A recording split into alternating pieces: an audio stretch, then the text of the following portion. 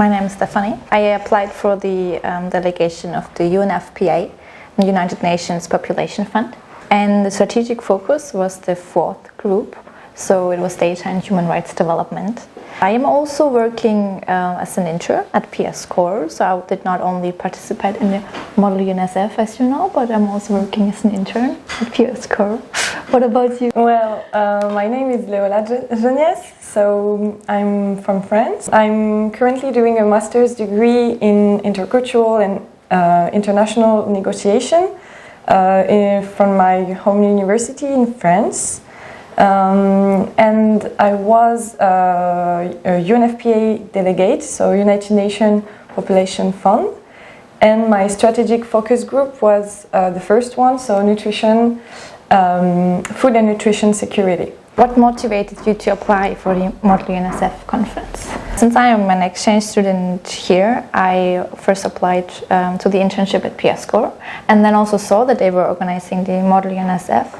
And since I always wanted to participate in a MUN of any kind, I was really happy that there was this opportunity. So I naturally applied, and it worked out. And so for example, they also had a lot of MUNs at my home university each semester, but I never really could participate in one because of just scheduling issues, and it did not work out in the end.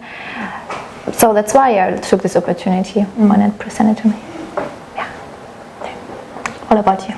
I've never did something like that, MUN conference or any kind of simulation of United Nations conference, but I'm really interested in diplomacy. After my master degree, I would like to work on this field.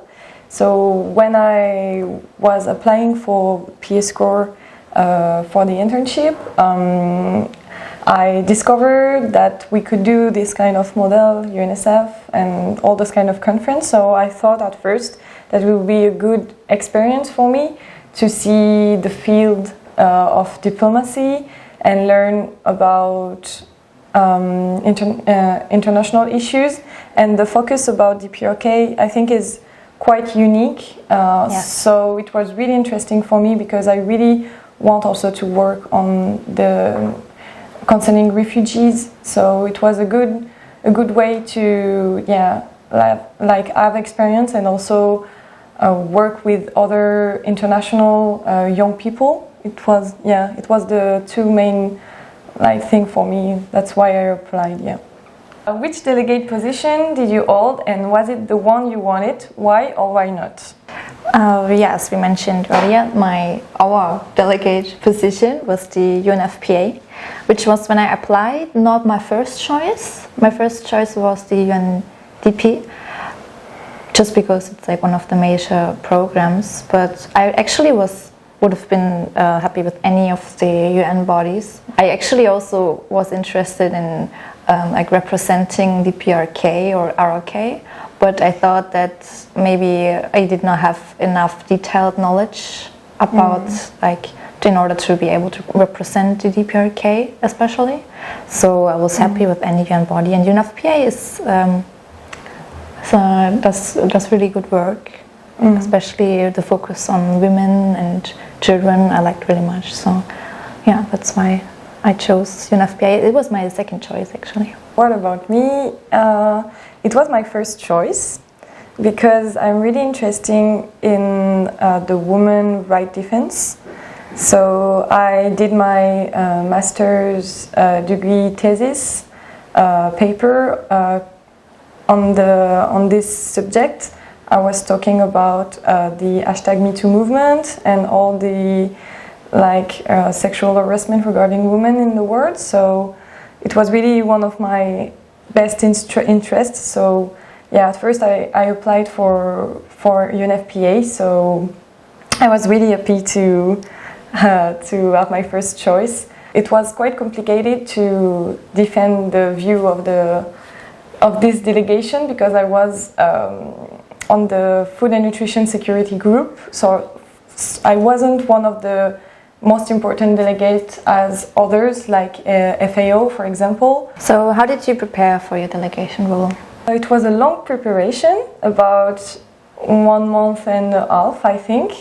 So yeah, it was such a preparation. I really wanted to like have a lot of information about my delegation, also the current situation in the DPRK, to like really represent my delegation. I also had to do research concerning the women and children situation in North Korea. So I think for children it was more easy to find information, but for women sometimes it could be difficult because there is a lack of data concerning this subject. Exactly, yeah, for me it was basically the same, since we were also in the same delegation. I remember how we like could talk about it here in person at work, which was nice for the preparation of the model UNSF, which was only online, but since we could exchange our like ideas and what we've researched so far, I really like that. And same as you said, it was harder to find information on women in North Korea, DPRK.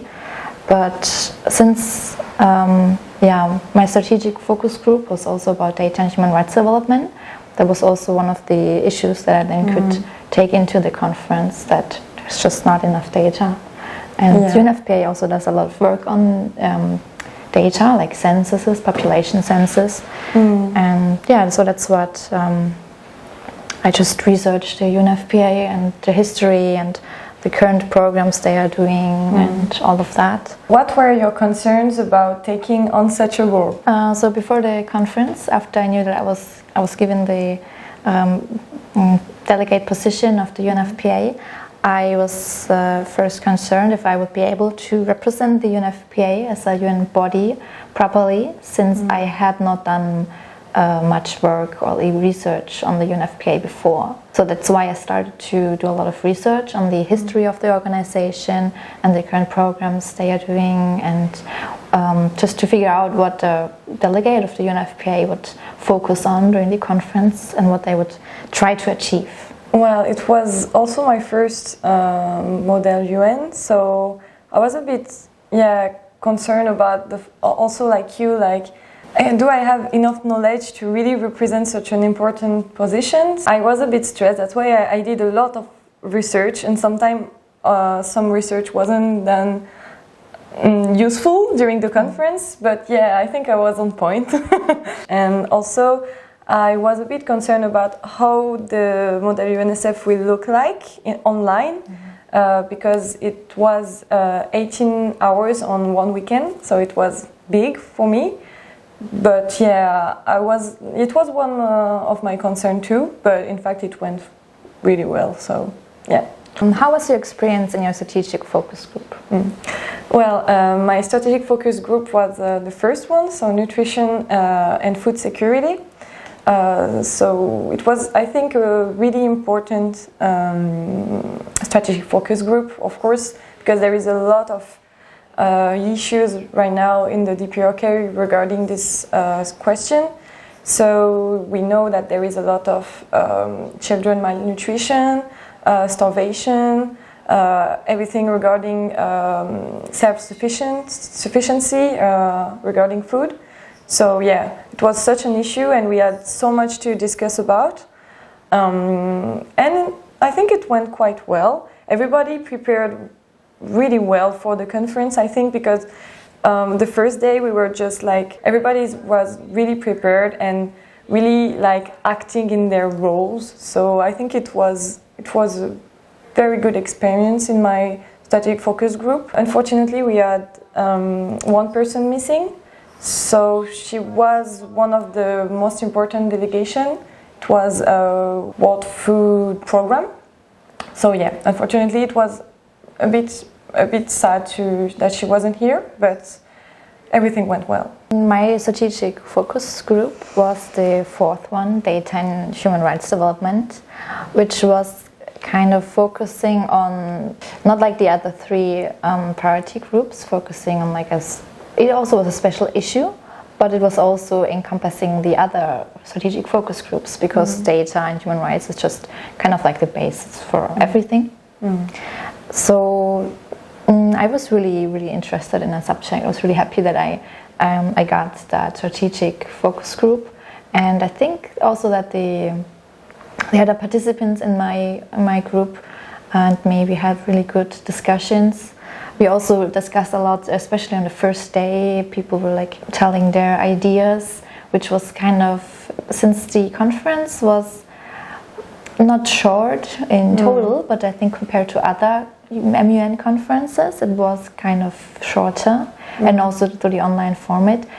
I think we had some issues in the end to finalize our working paper on time, but we managed, thanks to the also the resident coordinator who reminded us to stay in time. Maybe we could have started writing down ideas earlier on the first day, but I think that the discussions in the group, I really like them, and I think that's also the most important part of the whole conference, is that you get to discuss with people that are representing other delegations, and you have a common topic that you're focusing on. So that was really an amazing experience. Yeah, so I feel the same. For like, it was hard to stay on time for the draft proposal, but we managed to begin to write our ideas really quickly, because I think that there were the delegate who won the award in our delegation already did, I think, a model UN, so she was really prepared, and she was like saying we should do this, and she was really helpful. So I think it was good to have someone who was managing everything. So yeah, it went well too. And I think, yeah, it was really interesting to be able to discuss with, for example, the DPRK delegate, because she was really in her role. Like, it was sometimes hard as a UN delegation to like defend the population, because DPRK, for example, in our strategic focus group was always saying we cannot let UN team enter the DPRK. So it was really hard to prepare a strategic program if you are not allowed to come in the country, right? So yeah, sometimes it was hard, because everybody were really in their role, but at the same time it was then really realistic, I think, because I think that it's when UN delegates are really doing such an important conference, I think that they have the same issue, in fact. Yes. I also really like the discussions with the delegate of the DPRK, because like, I mean, the UN bodies kind of were following similar or the same goals, and then there was the DPRK delegate, which was kind of not alone, but you know, had a special role in this conference, definitely. And I think the delegate in our strategic priority group also did a really good job. Sometimes I was actually surprised by that he, agreed with the UN bodies, but since the strategic framework is meant to be a cooperation between UN and DPRK, obviously it would not be good also for the DPRK delegate, also not in real life. They would not just shut down everything UN bodies suggest. So that was really good. I was surprised at one point when we were also talking about when the UN staff would be allowed back in the country. And because of COVID-19, obviously that's an issue. Why there's a good reason for the DPRK to refuse people entering the country. You cannot argue with that when they say they want to protect their people. So that was a strong argument, but I think actually that we had a good start at we started with something about 50% of the population is vaccinated. Same. Which was not even that high. I was quite. This might have actually been a suggestion by the DPRK delegate himself. Yeah, I think they did a delegate session, and I think that they agreed on that, because yes, and that was not even that high. So I was kind of. They could have easily just said 70% from the beginning, or also 80 or 90% from the beginning. So I was positively surprised by that, until someone from another UN body wanted to ask why it's not 70%, because this is kind of like when you achieve herd immunity and everything.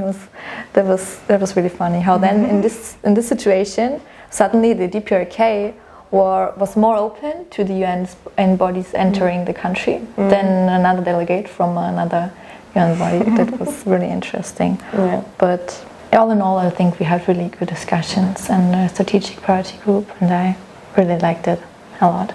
Yeah, me too. How did you think the conference went? What items on the agenda stood out to you as a particular asset? Okay, well, I think the first thing that comes to my mind is the defector session.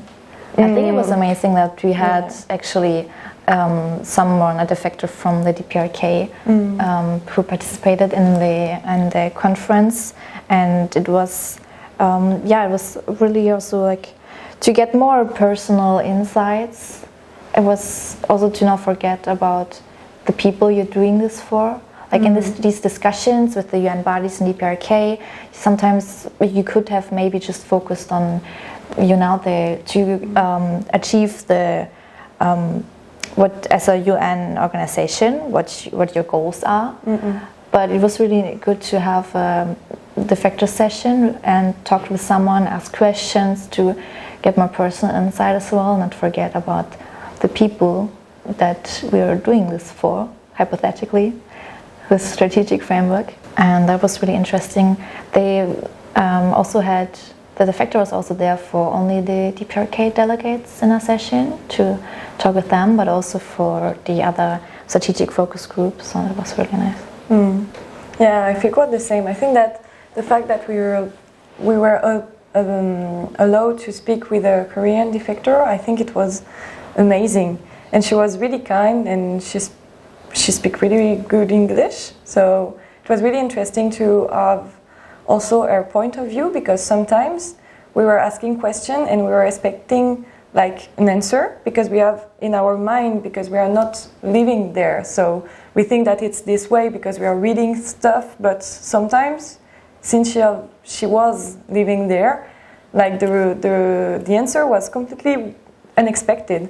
For example, I asked her how was the food situation when she was still in North Korea. So she left at 12, something like that. I think so. 12 or 14. Yeah, she was a young girl. And she said it was okay because I lived in the countryside but close to the mountain, so it was okay for the food. And I was like, oh, I wasn't expecting this answer, because during all my research I was like, okay, the women are not eating enough, those children are starving, and in fact it's not the case in all the countryside and everybody. Like there is person who are struggling, of course, I think, with such an issues, but it depends on when you are living in the DPRK too, because I know that there were a lot of starvation in the 90s, but I know that now it's coming back because of the COVID situation. It was interesting to have the real point of view of someone from the DPRK. Yeah, it was. Yes. Definitely. It was really important, I think. I think we can also mention the icebreaking session at the end of the conference. I think it was really cool to have the opportunity to speak freely to the other delegates, because during the Model UNSF we were asked, of course, to like stick into our role. So speaking at the third person, like the delegate of UNFPA is asking the delegate of blah blah blah. So sometimes it was really hard to always talk this way. So it was good to be able to speak as Léola and as Stefanie, I think, with other people. And the organizing committee were thought about questions for the icebreaking sessions. And so we had like general question and some funny question to answer, and we were like 4 or 5 persons in the same breakout room on Zoom, and we were able to discuss about the question but also about our personal life. So thanks to that, I have 2 or 3 other delegates that keep my name and ask me on Instagram, and I'm right now like discussing with a girl from Senegal. I think it's really good to have the opportunity to speak with person from all over the world, and of course person who are interested in the same thing and the same field as us. So it was really good. Yes, I totally agree to that, especially since the whole conference was online. We did not meet the other delegates in person, so that was a really good addition to the whole conference, to have an icebreaking session at the end to make new friends with same interests. Yes, definitely. What were your thoughts on the structure of the conference overall? It was a 3-day conference. I am in South Korea, so the timing was in the evening, started at 7 and went until 1 a.m. in the night, which was not ideal since we had to do a lot of hard thinking on the different issues, so that was kind of hard sometimes to be productive late at night. But the overall structure of the conference was organized pretty well, with both the two applications that we were using, which sometimes led to some confusion, but also both had their pros and cons, but also a lot of pros obviously, and advantages. That was what I was looking for. And I think the organizing committee also did a really great job in setting up the whole conference and making sure that all the breakout rooms went well, and always someone from like the tech team was there if you had some issues with the connection, which did happen obviously a lot. Like in every online meeting, it did happen that we had some audio, video issues. But I think overall it went pretty well. I feel the same. It was really well organized. Everybody from the organizing committee was really supportive. Like if you had a question, they were replying very fast. If you have an issue with the connection or your microphone, they were always there. And they also prepared the conference way before, because we had like 3 orientation sessions. So it was time to get used to Discord, to Zoom, but I think that now every student know how to use Zoom, but it was still important to do so. So yeah, I think it was really well prepared, because a lot of other participants were from Europe or the American continent, so it was a choice to allow everybody to apply for this conference. And that's why there is so many different people. I think it's something that was not ideal, but to have so many participants from all around the world was just a really good thing to achieve. And I think we can both agree that even though it was hard to do this work so late at night, just the fact that we could have so many people from around the world was worth it. Yeah, clearly. So Léola, what was your biggest takeaway from the conference? I think I learned to be more confident about what I'm saying. I really like to speak with people and give my view on points, because since I am a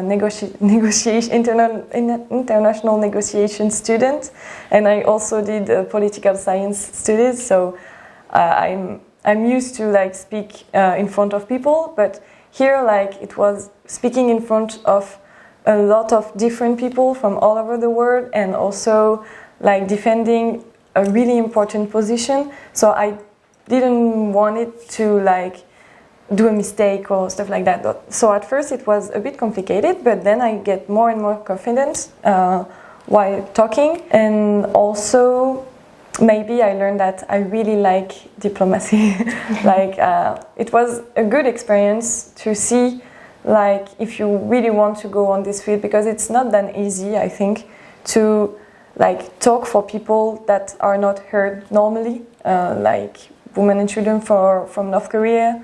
Nobody can hear them, of course, so it's a really important role, and I really like to defend, doing a job to defend someone. I think it's really important. And also I thought one of my biggest takeaways is also that, and with so many different backgrounds, so you have a really vast knowledge that you can use as a group, and then work out some strategies for a better future. That was amazing to see, just people coming together from all around the world, and everyone including their ideas and suggestions to work towards a common goal.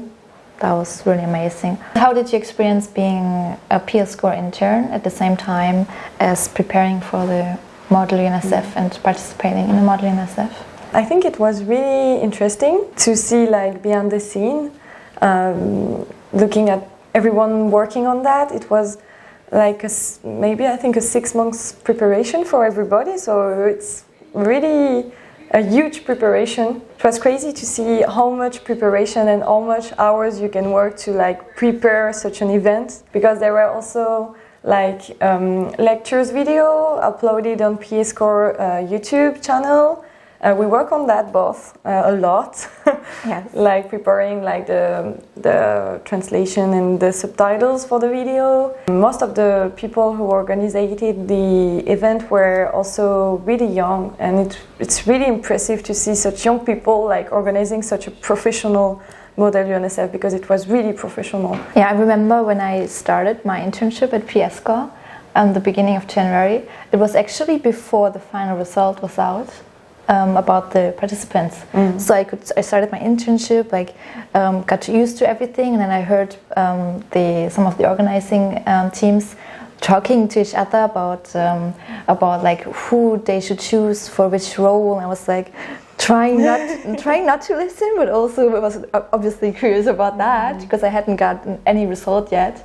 So that was funny in the first few days to try not to be too curious, but focus on my internship instead. But luckily it was just 2 days, I think, and then the results were out, and I was happy with the results, so I did not have to be angry at my colleagues at PSCORE about that. So that was funny, especially in the beginning. And then we had a lot of insights into the behind the scenes work that they were doing, which was a lot, and that was also very interesting to see. And I think we could appreciate the whole conference, or like the organization behind the conference. We could appreciate that more, maybe because we had more insights to that. What would you say? What would be your advice to future possible delegates? First of all, I would say if you are interested and you're just hesitant because you don't know if your knowledge is big enough for this kind of conference, just try. Because I mean, everyone is in the same position. There's always going to be someone who knows more about a situation than you, but I'm sure that everyone can bring something to the table and has their own ideas, and this could be a big asset.